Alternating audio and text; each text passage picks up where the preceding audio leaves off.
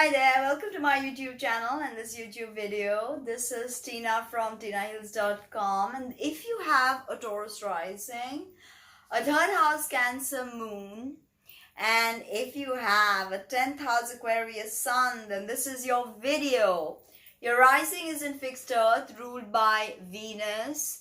Your moon is in rulership in the third house ruled by Luna herself, and your sun is in eccentric, eclectic Aquarius, ruled by two celestials, two very diverse personalities, Saturn and Uranus. In traditional astrology, Saturn, and modern Uranus. Aquarius fixed. Okay, so there's a square aspect with your rising and your sun sign, a 90-degree aspect of tension. So, the ascendant is the degree of the zodiac rising on the eastern side of the horizon at the moment of your birth. And the sign on which it falls is your rising sign. So the rising sign is sort of the helm of your natal chart, is the most you part of your astrology. It is your constitution, your physicality, how you look, how the world perceives you, your stamina, your basic overall health. It is really how you are plugged into the matrix, is the Jungian mask you wear to interface with society. And when you walk into a room, people notice that Venus on your physical body makes you very beautiful. Okay, in the conventional feminine sense, this is a feminine sign. Okay, womb energy of Venus, nocturnal, so very fertile. Okay, Taurus deals with vegetation, deals with finance, agriculture, beauty products, economics, and it is the ruler of the natural second house of the zodiac, which deals with income and resources. Okay, so having your rising in Taurus, it's very much about stability, functionality, embodiment. The way you look, the way you dress is like Aphrodite herself. Even if you are a male, you are beautiful. Okay, and women do find you very attractive and probably pursue you. Okay, so now this is hard and cold because it's earth. And interestingly, whenever you walk into a room, you are looking to build things because this is the archetype of the builder. So you're looking to root and you're looking to build, okay? Friendships, partnerships, business ideas, beauty businesses, really amazing with this. Venus is all things feminine. So, it really, and even food. So here you have it, Cancer, food is really stressed, okay? People notice that voice when you speak up in a room. Although you're not rambunctious with the crowd. You have a methodical, careful, cautious way you approach people, and people can see that. Think of the archetype of the bull. They see endurance, loyalty, hard work, discipline, okay, indomitable grit. You have that grit, but you're not very flexible, adaptable, fixed earth, hard. Okay, you're not very changeable. It's always about you, stubborn. The bull can be very angry. So although you're not quick to anger, but if you're provoked, you can get very angry, and you can just lose it and have a meltdown of sorts.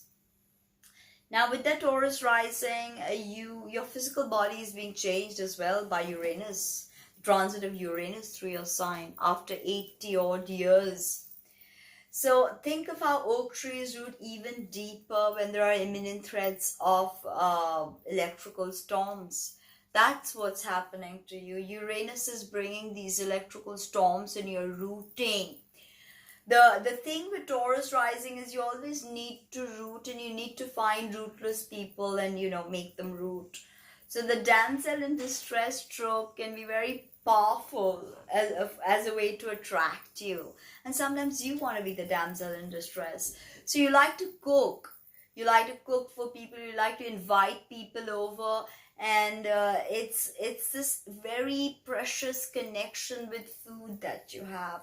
where Venus is all things sweet. So there's, of course, a very hedonistic and very overindulgent side to the Taurus rising that you have to, know.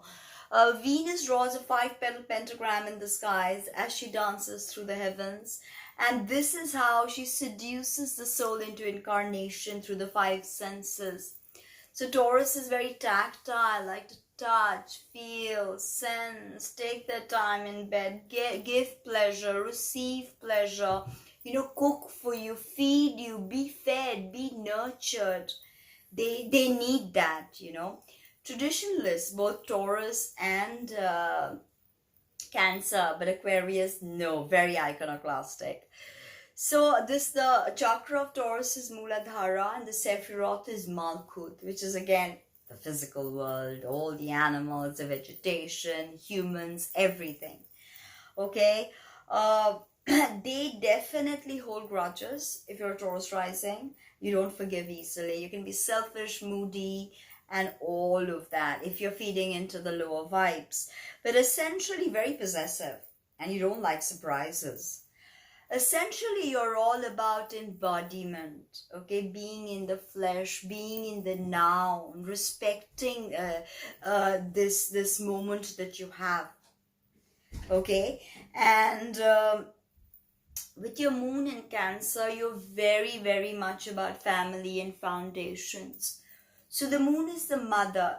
The moon is the emotions. The moon is how we connect with our emotions. How moon rules breasts and stomach. She's cold and moist.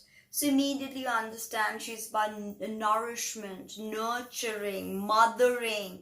This is the archetype of the mother. Okay, so there is a very nurturing component to your moon in rulership in Cancer. Third house deals with siblings. You're attached to them. You may have problems with them because the moon moves very rapidly and fluctuates. So, your relationship could be fluctuating, but you're attached to them.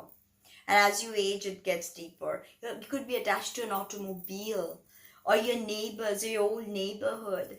Both Cancer and Taurus have this vintage, sentimental, nostalgic side to them. Taurus, Cancer, put them together, they will plan their, perfect wedding, okay? Love, all that.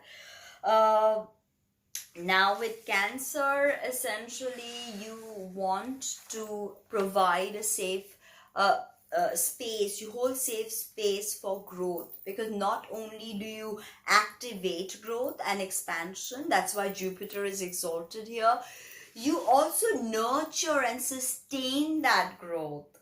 Okay, because that is the most beautiful side of Cancer, that this is sustenance of and the care for what it is growing.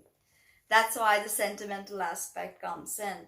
Okay, Cancer wants to mother, and moon, you probably mother your friends or you mother your siblings. Okay, a mother was very emotional in the way she, the moon is also your mother's message. So she probably told you, be connected to your siblings for emotional fulfillment. Be connected to your neighborhood.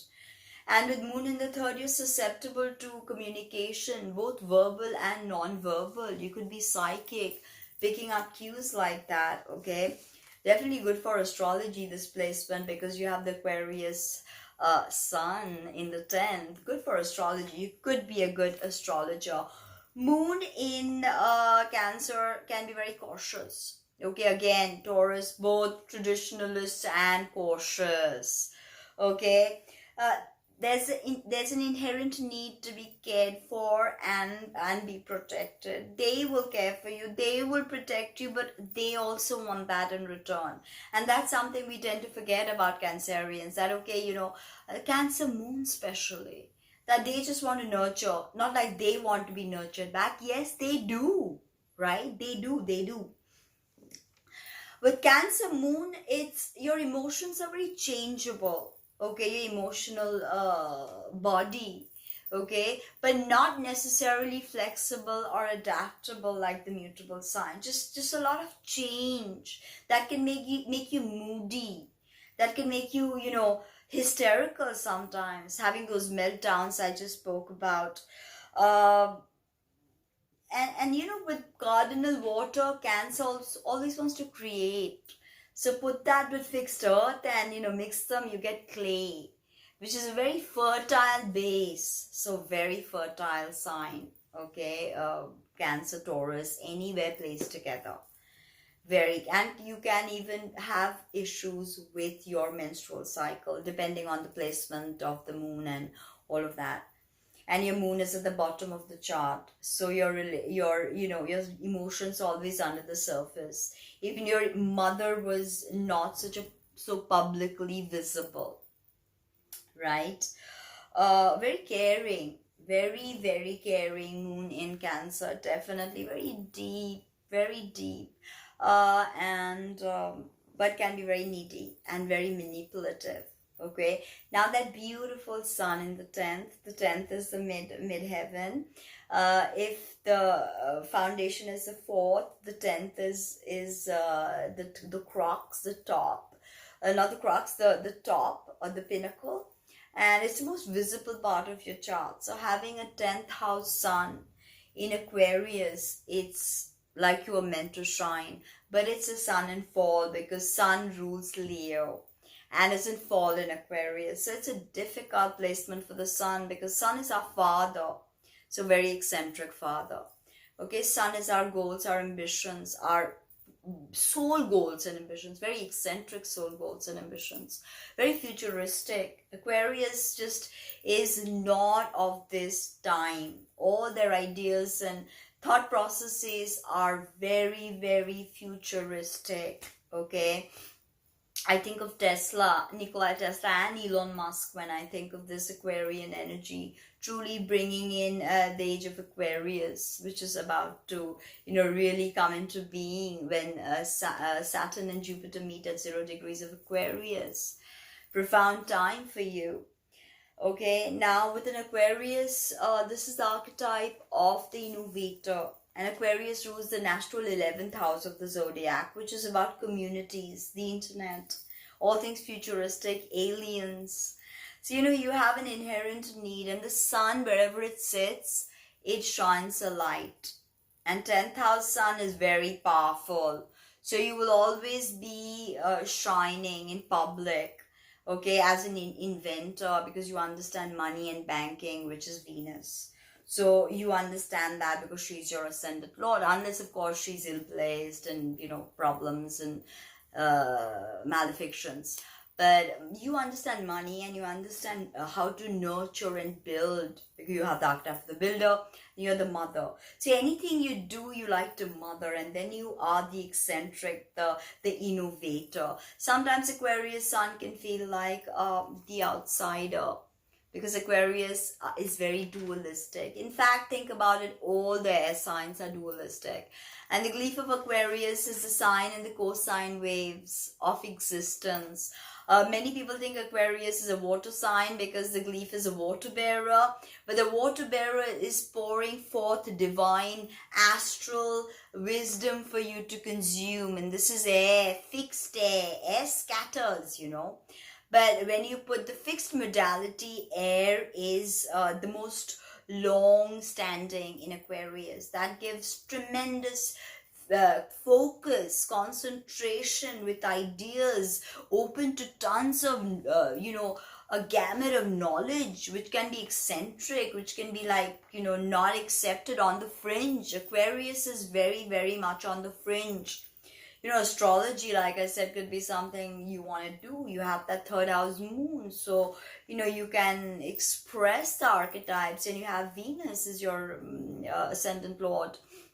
And here you have an eccentric 10th house sun. So you're going to have a public life, and the truths that you bring could be any kind of technology. Aquarius rules technology. Okay, cryptocurrencies. So you could make a ton of money with cryptocurrencies with that 10th house sun in Aquarius. Put them all together, builder, mother, innovator. What will you innovate to better humanity? Drop me a comment, like, subscribe, share. Thank you.